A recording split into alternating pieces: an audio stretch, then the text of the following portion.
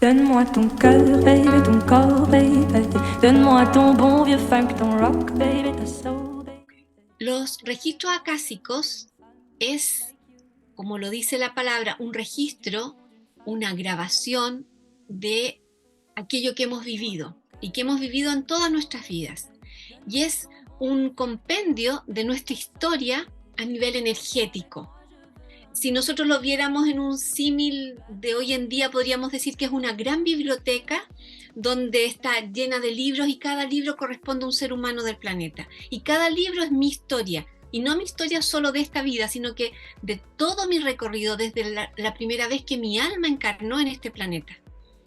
Entonces, poder ingresar en ese registro, poder abrir ese libro y poder pedirle a quienes custodian ese espacio, que son maestros, que tienen a su cargo la custodia de ese lugar, y poder pedirles que borren, limpien, eliminen cierta información, aliviana nuestro proceso y nos permite poder generar nuevas realidades.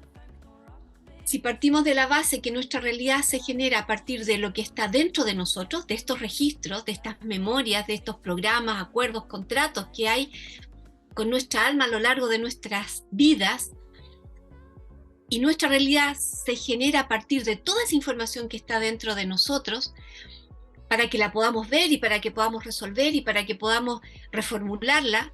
¿Qué sucede cuando hay algo que no logramos y no logramos y no logramos cambiar, y que nos limita y nos limita? Bueno, ¿qué tal si podemos solicitar a los maestros de los registros que hagan esa limpieza, que lo borren? Es como sacar la hoja, es como que nunca ocurrió. Y eso significa que algo distinto se va a manifestar, algo nuevo se va a generar en nuestra realidad, en el día a día, en aquello que queremos solucionar. Cuando yo hago una limpieza en los registros acásicos, y usé la palabra borrar, es como eliminar una información. Lo que sucede es que se genera un cambio de conciencia. Por lo tanto, hay algo que se modifica. Cuando yo digo borrar, implica también que nuestro ego, que se ha identificado de alguna manera con aquello que estamos viviendo y que a lo mejor me mantiene repitiendo una y otra vez, no sé, el esfuerzo, el sacrificio, la soledad, el abandono, y que de alguna manera me ha generado una identidad y me ha generado un orgullo sobreponerme a todo eso. Cuando yo limpio los registros, aquella información, pasa algo increíble, porque la mente tiende a ir a buscar esa información y no la va a encontrar. Entonces hay una sensación, que son un par de días, como que yo chocara contra una muralla, porque en el fondo la mente siempre va a querer ir a buscar aquella información. ¿Por qué? Porque se generó también una dependencia química en el cuerpo de los neurotransmisores que estuvieron en relación a ese pensamiento o a ese mix de pensamientos, y que genera también una alta dosis de aquellos neurotransmisores, sobre todo cuando hay adrenalina de por medio. Entonces como que los órganos le piden a la mente su dosis de adrenalina, la mente gentil va a buscar el recuerdo y no lo va a encontrar. Entonces se genera en un par de días como una sensación como de abstinencia, podríamos decir, que no nos sobrepasa, pero sí ya no podemos llegar de nuevo a esa información, y dejamos de ser quienes estábamos acostumbrados a ser. Hay un cambio de verdad radical.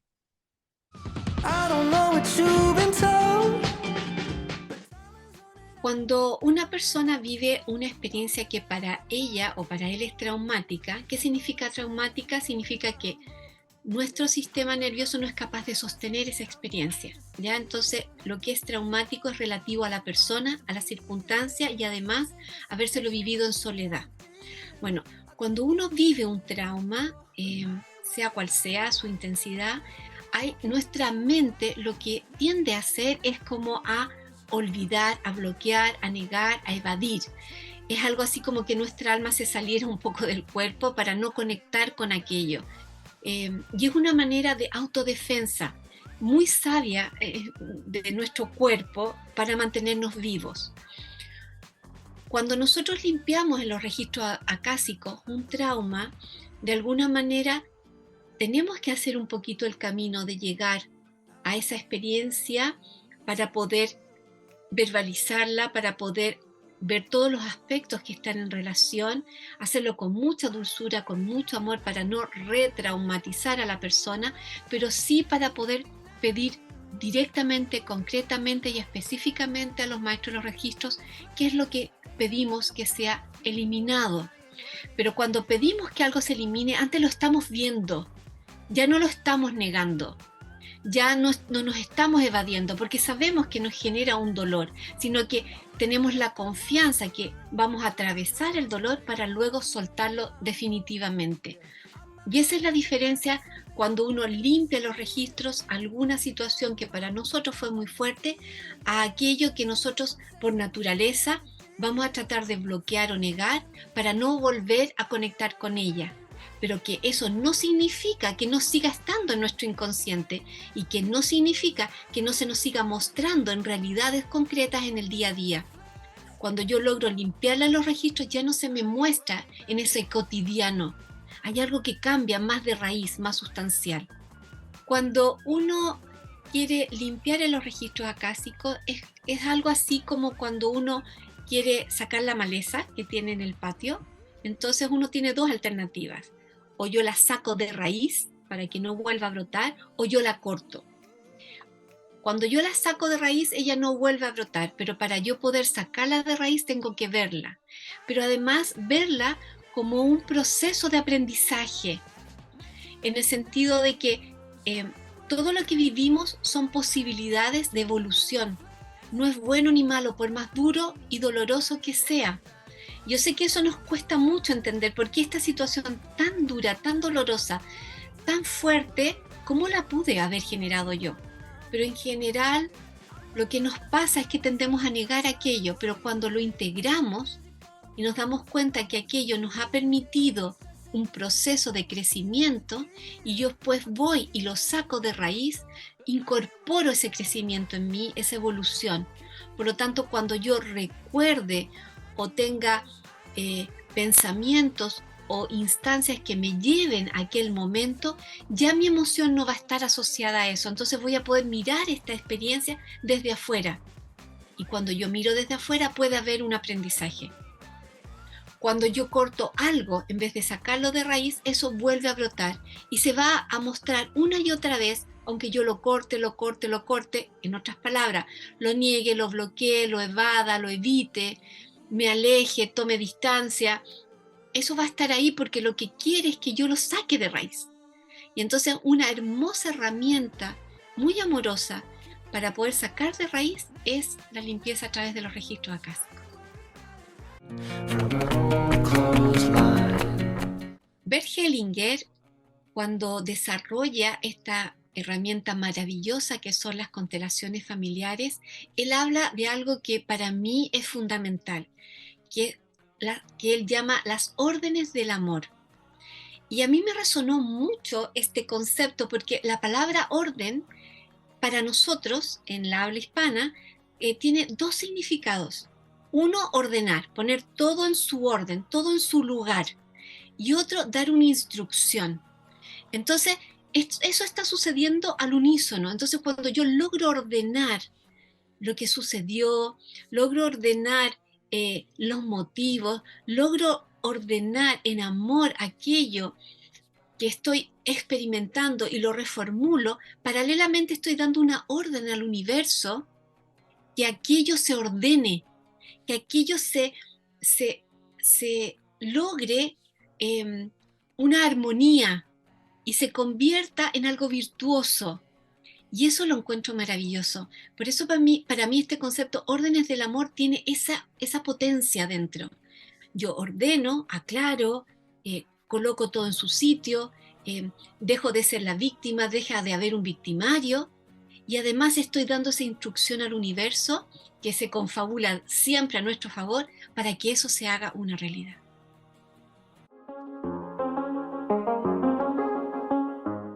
Para generar un vínculo más cercano con nuestros guías, Bueno, lo primero es darnos cuenta que todos nosotros nos acompañan seres de luz. Les podemos llamar ángel de la guarda, le podemos llamar, dependiendo de nuestras creencias, otros ángeles o a lo mejor Jesús, María, José, qué sé yo, los santos. Pero los maestros o estos seres de luz realmente no responden a un nombre, a una caracterización, a un rol.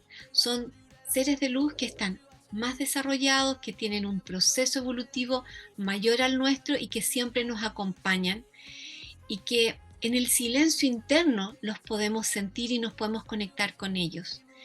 Y entonces ahí nuestra mente a veces nos juega una mala pasada, porque sentimos que no podemos hacer silencio interno porque la mente siempre está pensando. Entonces digo, ¿cómo paro a mi mente? Y en realidad la idea no es parar a la mente, es permitirle que siga pensando y yo solo respirar, ir sintiendo cómo entra y sale el aire por mi nariz, y ir haciéndolo cada vez más pausado, y donde la mente en un principio se va a volver loca y va a mantenernos muy pendientes de pensamientos dependientes que tenemos que realizar. Pero si continuamos en esa dinámica, vamos a ir bajando esa intensidad, nuestro sistema nervioso se va a relajar, vamos a tener como un espacio de calma interior, no necesariamente silencio que no vuele ni una mosca, sino de una calma interna, y donde a partir de esa calma interna nos van a ir pasando cosas. ¿Qué cosas pasan? Sensaciones en el cuerpo, imágenes que aparecen, intuiciones, insight, y de esa manera estos seres de luz, estos maestros de luz, nos van a empezar a hablar. Algunos los van a escuchar, otros van a tener ideas, otros van a hacer asociaciones, otros van a ver imágenes, otros van a sentir en el cuerpo algo, y en el fondo nos va a ir acompañando como una sensación de paz, de contención, de descanso, de certeza. Y entonces ahí podemos empezar a hacernos preguntas, o aquello que queremos resolver a lo mejor lo podemos plantear y seguir respirando para que algo maravilloso se pueda dar. Y esto es un entrenamiento, como todo en la vida. Necesitamos darnos un espacio, ojalá diario. No tiene que ser tanto tiempo, a lo mejor empezar por un par de minutos diarios. Y en la medida que lo vamos disfrutando, esos minutos se nos van a ir alargando y no nos vamos a dar ni cuenta. Y entonces cada vez va a ser mucho más profundo y mucho más intenso o mucho más claro. Y bueno, y confiar también, porque estamos en manos de algo que es más grande que nosotros, que nos va a ir guiando.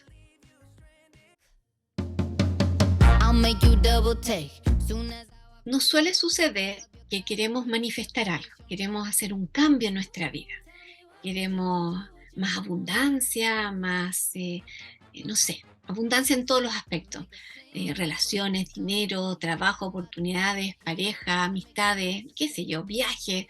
Queremos manifestar algo. Entonces, habitualmente, ¿cómo lo manifestamos? A partir de la carencia. O sea, hoy yo quiero tal cosa y no la tengo. Entonces, la pido, la pienso, la añoro, la deseo a través de un miedo interno de que no puedo lograrlo. Entonces, cuando aquello que quiero manifestar no se da, o se da totalmente lo contrario a lo que yo quiero, tiene que ver con eso. Tiene que ver que en el fondo el universo lo que lee son señales vibracionales, y esas señales o lenguaje vibracional tiene que ver con la emoción. Entonces yo quiero, no sé, lograr tal trabajo o tener tal aspecto o tal beneficio, pero lo hago desde el miedo, la carencia, la angustia, la ansiedad. Yo lo que estoy mandando como mensaje al universo es ese miedo, esa angustia, esa ansiedad. Por lo tanto, el universo me va a responder en base a aquella frecuencia emocional que está en mí. Entonces, yo creo que lo primero que tenemos que hacer es tener claro qué es lo que quiero. Y para eso es bueno tener un papel y anotar con lujo de detalle qué es lo que yo quiero. Sí o sí, la mente se nos va a disparar y nos va a empezar a decir todos los miedos, las imposibilidades, todas las limitaciones, todo lo que no soy capaz o todo aquello que yo no tengo como como dones o potencialidades para lograr aquello que quiero. Y eso también es bueno tenerlo claro y lo puedo anotar en otro papel. ¿Por qué? Porque el hecho que yo niegue eso no significa que no está en mí.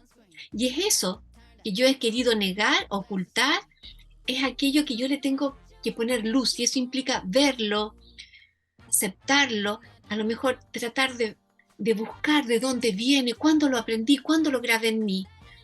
Porque cuando yo logro liberar aquello, esto otro que yo quiero, se me va a hacer mucho más fácil conectar desde la emoción como que sí me lo merezco, que sí es posible, que sí lo estoy disfrutando. Entonces, cada vez que yo leo mi papel con lujo de detalles de aquello que quiero, o hice un dibujo, o hice un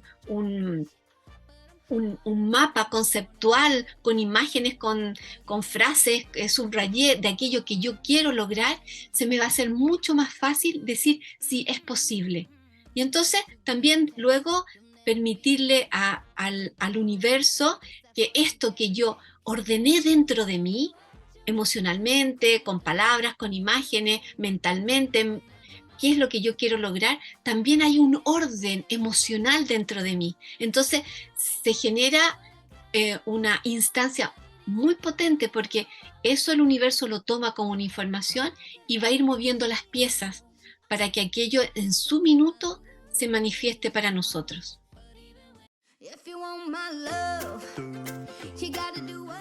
Cuando nosotros queremos algo, cuando yo digo yo quiero, esa palabra trae consigo el no lo tengo. Yo quiero algo que no tengo. Entonces ahí ya estamos en carencia. ¿Y quién se siente en carencia? Nuestro ego. O sea, nuestra parte mental. Que por alguna razón siente que no puede, no es capaz, no tiene la posibilidad, otros sí, yo no. Entonces, cuando yo quiero algo, démonos cuenta que aquello que yo estoy queriendo tiene por debajo una ya una zancadilla en el fondo, porque yo lo estoy queriendo a partir de que no lo tengo. Entonces entro en carencia. Entonces yo creo que es más bonito o más potente decir yo elijo, porque automáticamente la mente dice, sí, yo puedo elegir, aunque no sepa cómo, aquello que yo quiero. Entonces digo, yo elijo, no sé, viajar por el mundo, aunque no sepa cómo, pero yo lo elijo y me abro a esa posibilidad. Eso ya es estar más en una frecuencia de abundancia. Cuando yo digo, elijo esto, es algo que yo puedo alcanzar, está como más al alcance de mi mano, versus es cuando yo quiero, que es como algo así que está más arriba, más lejos, no logro llegar a él. Entonces cuando yo digo yo elijo, tiene una connotación a cuando yo digo yo quiero, ¿ya?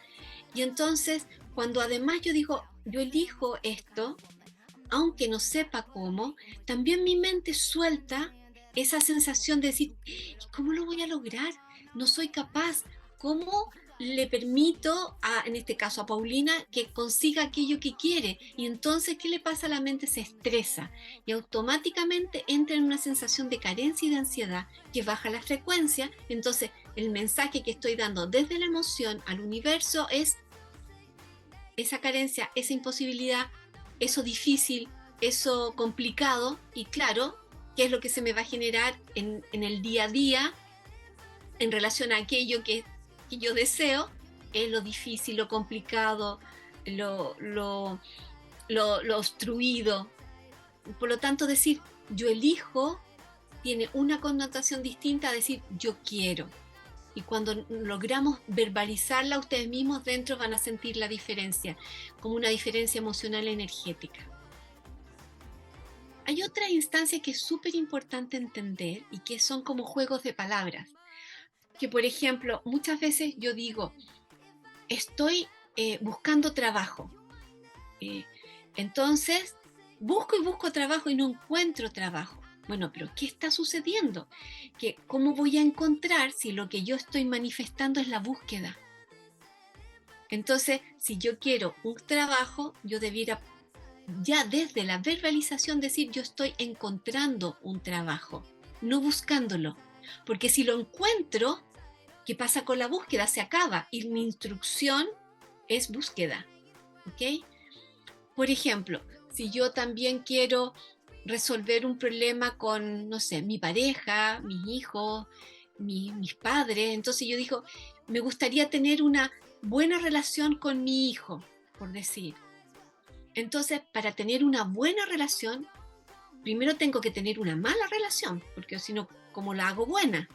Entonces, en el fondo, cuando yo digo quiero tener una buena relación, lo primero que se genera es esta dinámica de malas relaciones para poder llegar a la buena relación. Entonces, tal vez yo tendría que decir, yo elijo tener una relación de amor con mi hijo, aunque no sepa cómo, pero yo elijo tenerla.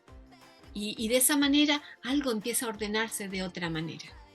Donne-moi ton cœur, baby, ton corps, baby.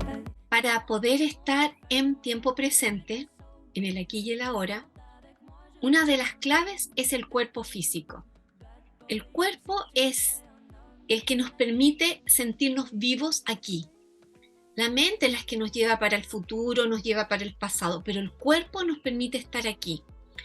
Entonces, la respiración.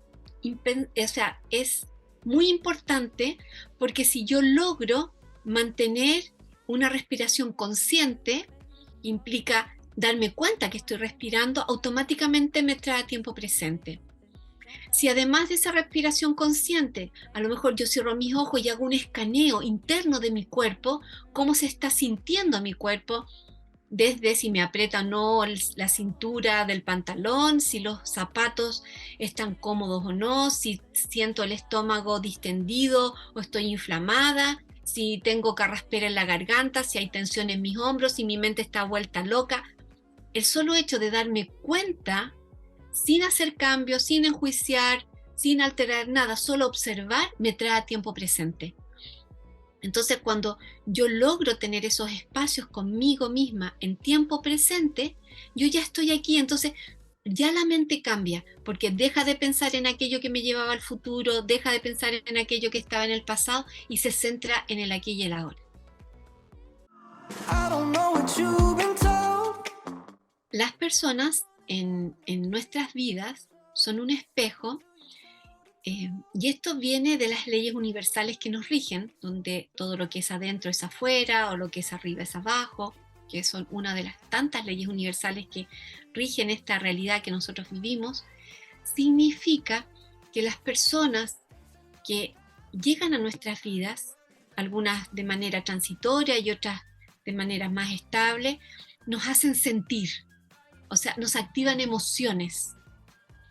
Y esas emociones tienen que ver con un pensamiento que está previamente en nosotros, o sea, es algo que nosotros ya conocimos y que por asociación, al volver a estar en contacto con esa información, se activa una emoción. Y entonces hay emociones muy hermosas, lumínicas, maravillosas, y hay otras que son muy oscuras, muy densas y que nos bajan frecuencia y que nos aplastan. Pero lo único que quiere hacer aquella persona es mostrarnos la información que en ese momento está activa en nosotros. No nos está generando ni un daño, no nos está tratando de generar ninguna reacción que nos pudiera afectar. Cuando nos afecta negativamente, nosotros pensamos que esa persona es agresiva o es soberbia o es egoísta o bueno, un sinnúmero de sinónimos que se nos ocurren en ese momento. Entonces, a lo mejor lo que yo podría decir es que esos sinónimos, esas palabras, más allá de responder a la otra persona, es una información que yo ya grabé y que aquella persona con su actitud activó en mí esa información y se manifestó como una emoción. Y eso es muy bueno verlo de esa manera porque yo no puedo cambiar al que tengo al frente, pero sí puedo resolver lo que hay en mí. Y cuando yo resuelvo lo que hay en mí, yo me libero, me empodero, estoy en paz y de alguna manera también libero al otro de ser mi espejo. Cuando nosotros nos sentimos enamorados de alguien, realmente de quién estamos enamorados es de nosotros mismos. ¿Por qué? Porque nosotros tenemos algo muy luminoso dentro de nosotros y de pronto hay alguien frente a nosotros que lo que hace como un espejo es mostrarnos esa luz que hay en nosotros. Entonces nos encanta estar con esa persona porque me siento tan alegre, porque aparece la alegría que hay en mí. O me encanta estar con esa persona porque me siento tan en paz, tan relajada, porque el relajo y la paz están en mí. O me siento tan contenida o tan cómoda, me siento tan yo. Es tan fácil estar con esa otra persona, porque lo que está sucediendo es que estoy siendo coherente conmigo y me estoy conectando conmigo. Entonces el otro está siendo un espejo hermoso, maravilloso, que me está reflejando lo mejor que hay en mí. Entonces encuentro muy bonito darnos cuenta de eso, porque el amor está en nosotros y el otro es solo una excusa para yo abrirme al amor. Cuando nosotros tenemos una relación con alguien, lo que vamos a hacer es que vamos a aprender mucho de nosotros. Vamos a tener mucha más conciencia de nuestro ego. Nuestro ego es nuestro gran entrenador, que le va a permitir a nuestra alma brillar por completo, porque nos va a mostrar todas nuestras luces y todas nuestras sombras. Y entonces es muy importante darnos cuenta que nacemos en un planeta donde lo fundamental aquí es experimentar emociones. Y esas emociones no las podemos experimentar en soledad, aislados y encerrados. Esas emociones se experimentan en relación a alguien o a un grupo de personas o a situaciones. Por lo tanto, cuando yo me enamoro de alguien y siento que no puedo vivir la vida sin ese alguien, en el fondo me estoy dando cuenta de mis luces, pero también es ese otro que me está dando la posibilidad de conectarme conmigo misma.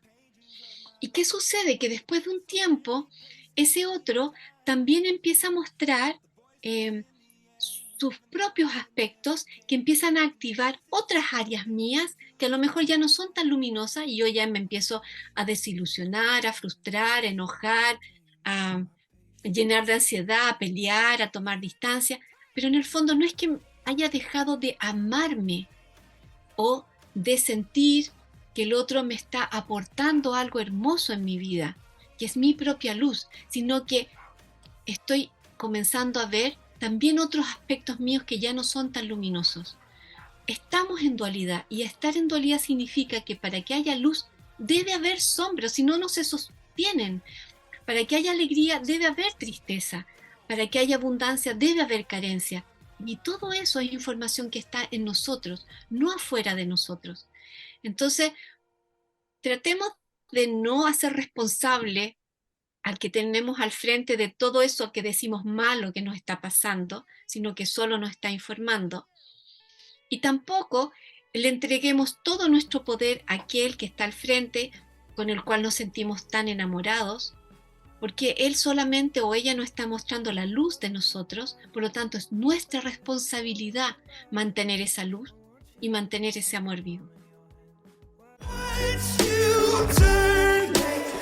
Es posible que algo en nuestra vida no esté funcionando como nosotros queremos y buscamos ayuda para poder resolverlo.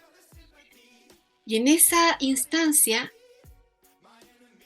podemos caer en la dependencia del otro para resolver aquello que tenemos en nosotros.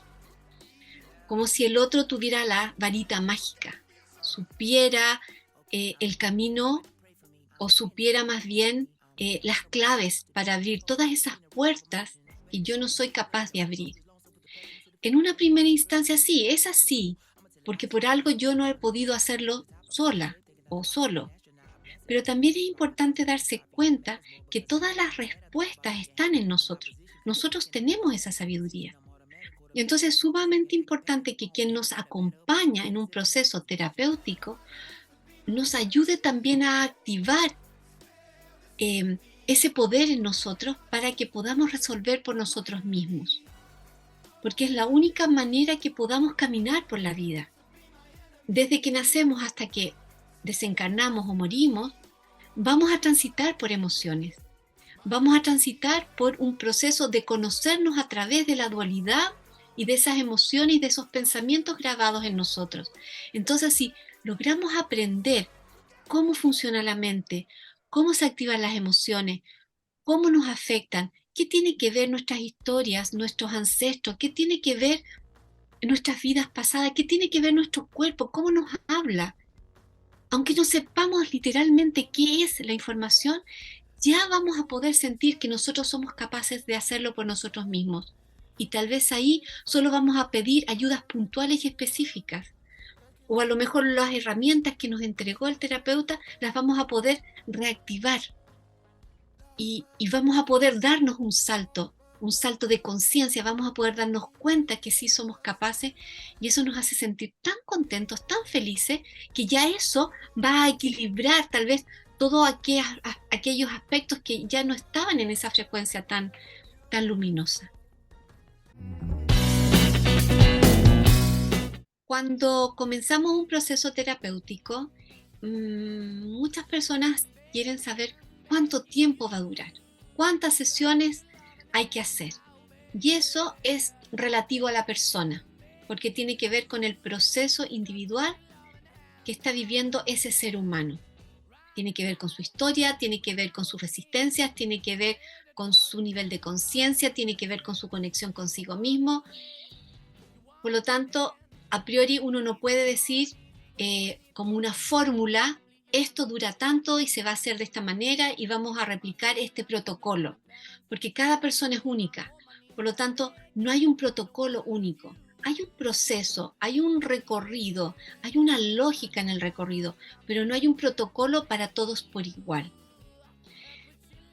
¿Cuánto debieran durar esas sesiones? Bueno, les digo, dependiendo de cada persona. Pero sería ideal también poder tener claro qué es lo que yo quiero. Y a partir de lo que yo quiero, que tiene que ver con lo que no estoy pudiendo, hacer un recorrido para poder llegar a lograr aquello que es lo que yo quiero. Seguramente a partir de ahí se van a ir abriendo otros aspectos. Esos aspectos después se pueden seguir, se puede continuar en una terapia, pero también se puede parar ahí y dejar que decante, que la persona pueda empezar su propio proceso individual con las herramientas que haya aprendido y tal vez esa persona puede continuar su vida y a lo mejor después de un año, después de meses o después de varios años retomar, llamar, decir, mira, sabes que hoy me está pasando esto, yo recuerdo que hicimos esto, a mí me ayudó en esto, pero hoy no estoy pudiendo con aquello que aprendí. Y entonces se abre un nuevo recorrido que seguramente va a ser mucho más corto, mucho más rápido, porque la persona ya tiene esa información dentro, solo la tiene que recordar, refrescar, actualizar.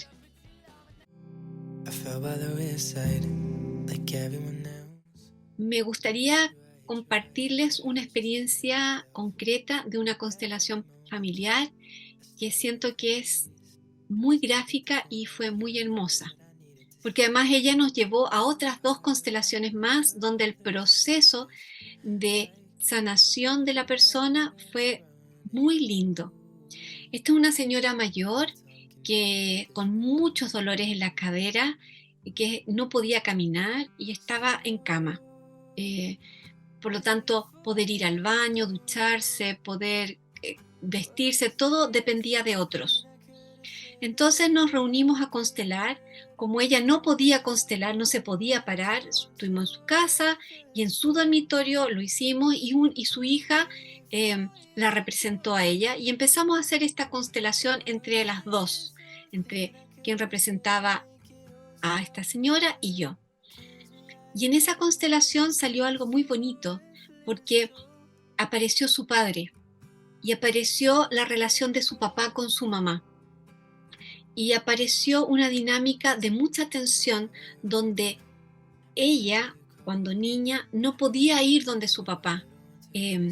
Sus papás se separaron y ella no supo nunca más de su papá y donde internamente sentía una lealtad tan grande con mamá que sentía culpa de querer a papá.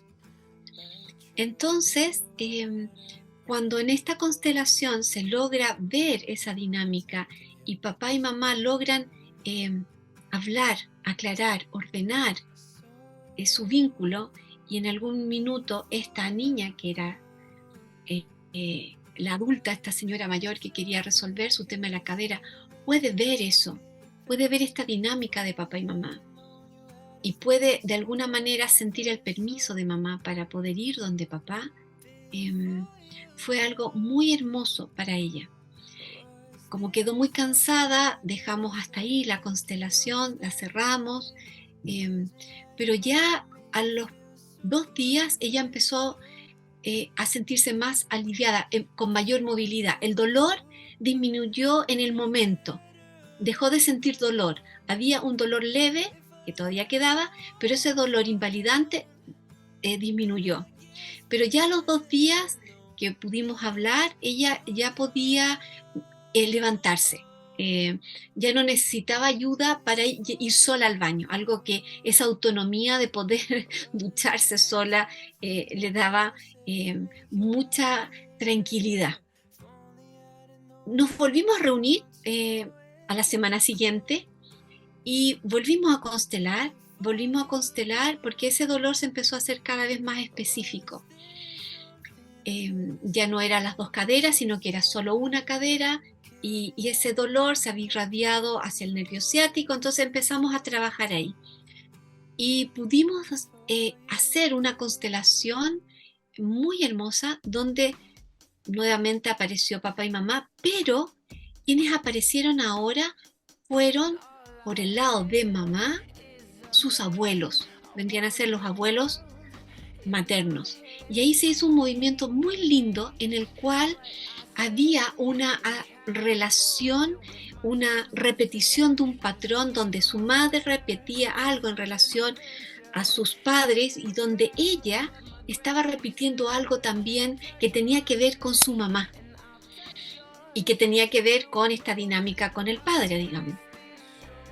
Y entonces pudimos terminar esa constelación donde ella puede pararse y mirar hacia el futuro y siente que puede caminar. Y fue tanto que se llenó de energía y de ganas que ella quería viajar por el mundo, porque le encanta viajar. Entonces ahora sentía que podía hacerlo. O sea, como que su alma se sintió libre dentro de ese cuerpo. Y fue muy hermoso también porque volvimos a conversar a los 2 o 3 días después y ella ya se había levantado. O sea, ella ya no solo iba al baño, se duchaba y era autónoma, sino que ya le había cambiado el ánimo, el carácter, andaba positiva, no andaba corriendo, tenía una molestia leve, pero ya podía levantarse. Entonces ya no estaba en su pieza, ya no estaba en cama todo el día. Entonces ya estaba en el living, se vestía, entonces ya le empezó a cambiar su realidad concreta. Luego, a la 3ª semana, nos volvimos a reunir, hicimos otra constelación más, porque ahora la molestia y el dolor era solo nervio ciático y solo de un lado del cuerpo. No tenía que ver con el derecho y el izquierdo, era solamente uno, que tenía que ver con el izquierdo. Y a partir de ese trabajo que hicimos ahí, salió también todo un tema de unas penas de su madre, que ella, por esta lealtad de niño que las tenemos todos, las hizo suya. Esa lealtad que tiene que ver con carencias, con pérdidas, con desapegos. Y fue muy bonito porque ella, a partir de esa constelación, ha vuelto a sentirse más activa, con más energía, con más movilidad. Entonces, poder darnos cuenta que una constelación familiar no solo es saber qué sucedió, sino que también poder liberar al cuerpo de la información que está dando, y que no es necesario que sea con una cierta periodicidad fija, rígida, sino que de acuerdo a la necesidad de la persona nos permite usarla como una herramienta de sanación maravillosa.